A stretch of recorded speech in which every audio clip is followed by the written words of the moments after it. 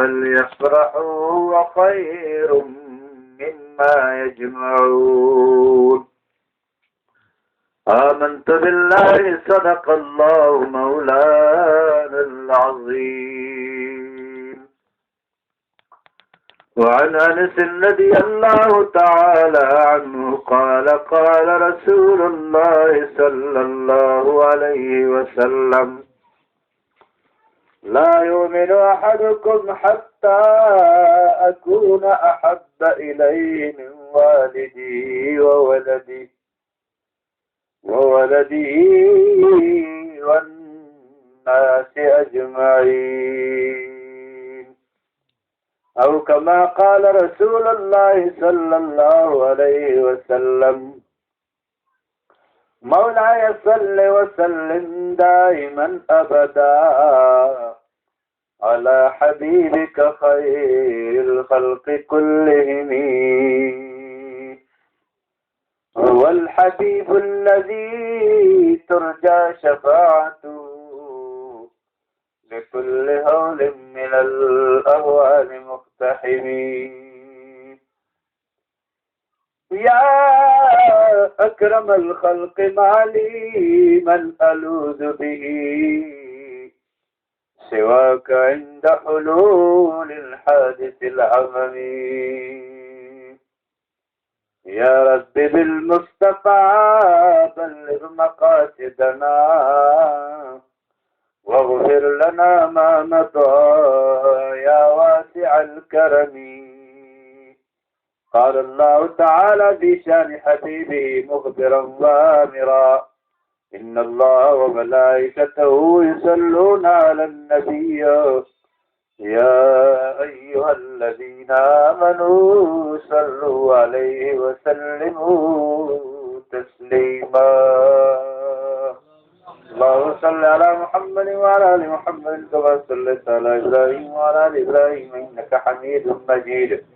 اللهم صل على سيدنا محمد وآله وأصحابه وبارك وسلم عليه. اما بعد، زما محترم مسلمانان ورونو، علماء کرامو، مشرانو، معززو طلباء کرامو، د لرې او نږدې نه راغلي قدرمنو مېلمنو،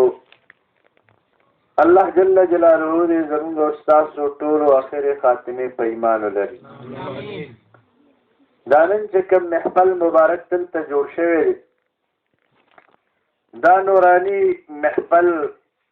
مبارک د دواړو جانو د سردار زموږ او ستاسو محبوب آقا و مولا امام الانبیاء خاتم النبیین حضرت محمد رسول الله صلی الله علیه وسلم مبارک د ولادت با سعادت په خوشحالۍ کې جوړ شوی. الحمدلله والشکر لله چې موږ او تاسو ته الله تعالی د دغه ښکلي محبوب پیغمبر مبارک محبت او مینه را نصیب کړی. واقعي چې دا دومره لوی نعمت دی چې د حضور مبارک محبت دا د دنیا او د آخرت د نعمتونو نه فوق او عظیم نعمت دی چې په دې کې کوم خواږه الله تعالی یې ښودلی دي، کوم خوږلک په دې کې پروت دی، نو داسې خوږوالی په نور څه کې نشته. دا شپې ورځې، دا وختونه او دا میاشت مبارکه، په دې میاشت مبارکه کې په دې شپو ورځو کې الله تعالی خپل محبوب حضرت محمد مصطفی صلی الله علیه وسلم مبارک الله تعالی دنیا ته رالیږلی. د حضور مبارک د راتلو نه مخکې په دنیا کې د جهالت د کفر تورې تیارې خورې وې، ظلم و عربو به خپلې لویانې ژوندۍ ژوندۍ په ځمکه کې ښخولې، خاورې به یې پیړولې، د مشرانو عزت نو، د مور پلار احترام نو، د خور او د لور احترام نو، د هغې عزت نو، او هغه وخت کې قحط سالي وه، ظلم او چې کله الله تعالی خپل محبوب مبارک دنیا ته راولېږه نو د محبوب مبارک په بعثت باندې د هغه په ولادت با سعادت باندې د هغه مبارک په دنیا ته په تشریف اورۍ باندې د دنیا نه هغه تورې تیارې د جهالت الله تعالی ختم کړي د هغه مبارک پر راتلو باندې هغه ظلمونه ختم شو هغه ژوندۍ لوریانې خښول ختم شو او پر ټولو مخلوقاتو کائناتو باندې الله تعالی خپل رحمت او خپل مهرباني را نازل کړي او د الله د رحمتونو او د برکتونو بارانونه الله تعالی اورول دا صرف او صرف د برکت او د خاطر د محمد رسول الله صلی الله علیه وسلم زمون قاری سید کریم خان هر کال په دې ځای کې محفل میلاد شریف مناوي د دې مقصد څه دی چې دا محفل جوړي د دې مقصد دا دی چې دې د الله تعالی شکر ادا کړي او د الله جل جلاله د دې نعمت د شکرې اظهار کوي او خلکو ته خپل مینه څرګندوي چې وګورئ زه د خپل محبوب په پیدایش باندې خوشحالي کوم سبحان الله د هغه په ولادت با سعادت باندې زه د خپل خوشحالۍ اظهار کوم او د الله تعالی شکرګزار جوړېږم چې اے کریم ربا چې تا ماته د خپل محبوب مبارک دا امتیت او دا محبت را نصیب کړی دی او دا مینه دې راته راکړې ده زه د خپل محبوب په پیدایش باندې ستا ډېر شکرونه ادا کوم خو ګوره دا خامخا ضروري خبره ده یاد ساتئ چې دا خوشحالي کول دا شکر ادا کول دا ګورې شرعا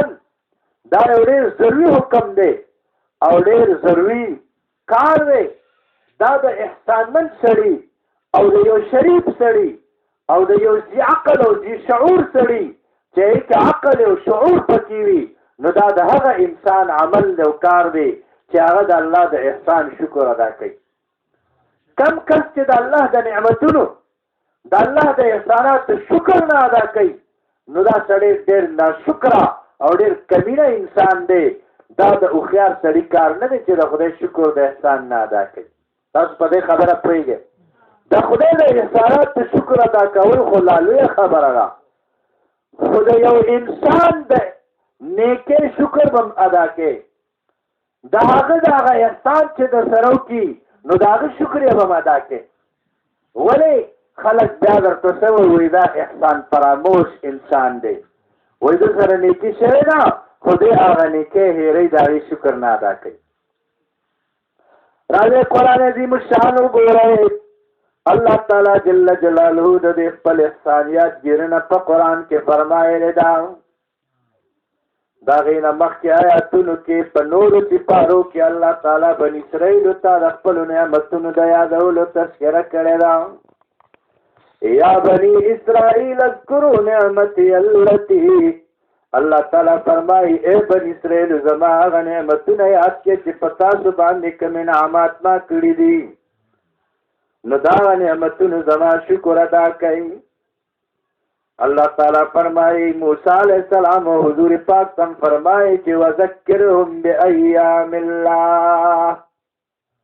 دا عورض تذکیر دی تو کاغ عورض وطیاد کچکم دا اللہ عورضی دی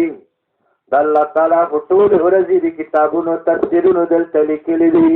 خود دینہا عورض مراد دی چې په کوم ورځو کې الله پاک قومونو باندې نعمتونو مهرباني کړې وي نو هغه ورځ ورته یاد کړه چې دوی پرې د الله شکر ادا کړي خو د هغې نه علاوه یو لوی دلیل د قرآن تاسو ته درکړم الله تعالی په څلورمه سپاره کې فرمایي لقد من الله على المؤمنين إذ بعث فيهم رسولا سبحان الله وای الله تعالی فرمایي په تحقیق سره الله تعالی احسان کړی دی په مؤمنانو باندې په چا باندې احسان کړی دی چې مؤمنان چاته وي مؤمن هغه چاته وي چې هغه پورا آمنت بالله پورا مانی هغه ته مؤمن ویل شي کچره په آمنت بالله کې یو ټکی ونه مانی نو دا مؤمن دی نه دی د ایمان د دایره نه خارج دی نو الله په مؤمنانو احسان کړی دی. خو د دې احسان تذکره چې الله فرمایلی د 3 تاکیدات په دې کې راغلي دي. یو لام دی، بل قد دی، بل من الله کې نون تاکیده په دې من کې راغلی دی. یعنې په تحقیق سره خامخا الله احسان کړی په مؤمنانو باندې. د الله دا احسان څه شی دی چې الله پکې دومره تاکیدات بیان کړي دي، دومره دا خبره مؤکده ګرځولې ده. دا څه احسان دی؟ دا علما ناست څه احسان یې کړی دی؟ اذ بعث فیهم رسولا. هغه احسان دا دی چې الله جل جلاله په دې کې خپل عظیم الشان پیغمبر رالېږلی دی. استاد چې کله داسې لوی احسان الله پاک چې تاسو مونږ سره کړی دی، همدا چې یو څوک د سره احسان وکړي نو ته به د احسان شکریا ادا کوې که نه به ادا کوې؟ خامخا به ادا کوې. ولې چې دا خو د احسان فراموشي ده. نو الله پاک دومره لوی احسان وکړي چې د هغې تاکید یې وکړو، بیا وایي چې هغه احسان تذکره یې وکړه چې هغه سره عظیم الشان پیغمبر مې درته رالېږلی دی. نو د دې شکریا به ادا کوو که نه؟ که د دې شکر موږ ادا نه کړو نو ګوره بیا به موږ احسان فراموش شو. او احسان فراموش انسان نه د انسانانو خوښېږي او نه د خدای رسول خوښ دی. احسن کما احسن الله.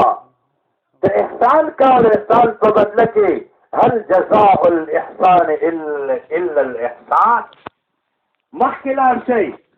11 سپارې آیات کریمه ما تلاوت کړی دی. دغه آیات د سوره یونس دی، آیات نمبر 58 دی. الله تعالی فرمایي،